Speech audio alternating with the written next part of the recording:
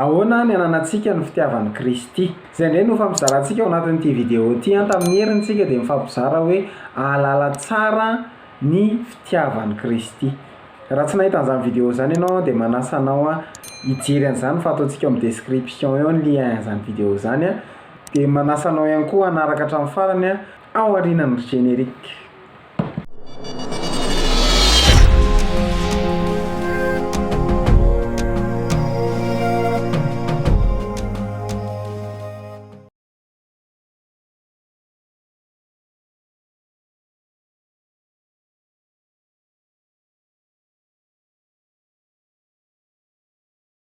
Dia faly miarabantsika rehetra tompoko tonga soa anatin'ity vidéo ity ahoana ny ananantsika ny fitiavan'Andriamanitra.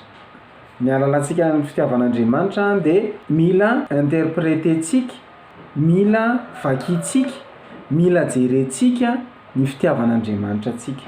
Ny zavatra rehetra hitanao dia adika ho fitiavan'Andriamanitra. Fa hitanao fa hanomboka hiova ny fijerinao manomboka androany. Hatramin'ny segondra ray mandeha, jerevana io segondra ray mandeha io mandeha ny segondra, fitiavan'Andriamanitra anao mbola nananao an'io segondra io. Manomboka androany zany dia mialatsiny amin'ilay teny vahiny, interpréteo fitiavan'Andriamanitra ny zavatra rehetra eo amin'ny fiainantsika.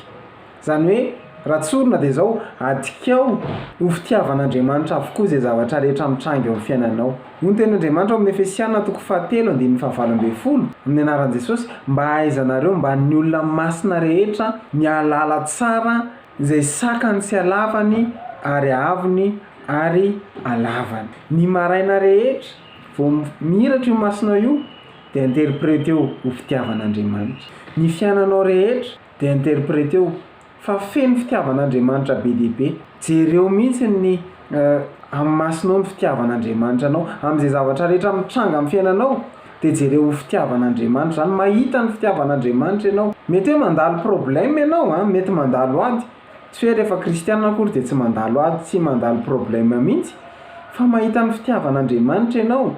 Fa rehefa tsy mahafantatra tsara ny fitiavan'Andriamanitra ny olona anankiray dia ho interpréteny tsy ho fitiavan'Andriamanitra daholo ny zavatra rehetra mitrangy eo amin'ny fiainany.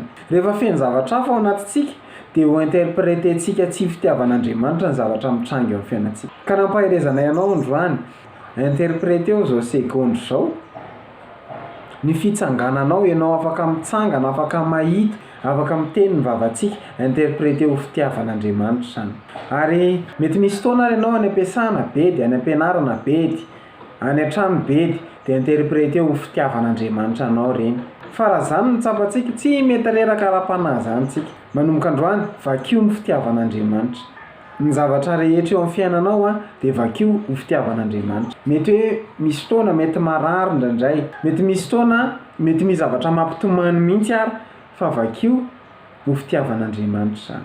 Vavakantsika tompoko.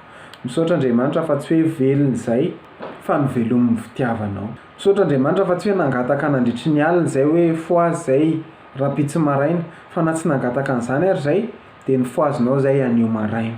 Fa novokisanao oxygène, novokisanao fahasalamana, hery sy tanjaka noho ny fitiavanao. Ampio izay Andriamanitra mba interpréter izay rehetra mitrangy eo amin'ny fiainanay toy ny fitiavanao. Izay Andriamanitra tamin'ny alina tsy natory teo ambonin'ny onjana fotsiny fa natory teo ambonin'ny fitiavanao. Ho anao rery ihany ny voninahitra sy ny tera mandrakizay. Amen. Saotra anao nanaraka ny vidéo hatramin'ny farany manome fotoanantsika amin'ny herin'ny an'ito izao indray dia raha nahafinaritra anao ny vidéo dia aza misalasala, mi-like, mi-commenter, mi-partager dia manome fotoanantsika amin'ny herin'ny an'ito izao indray. Veloma tompoko.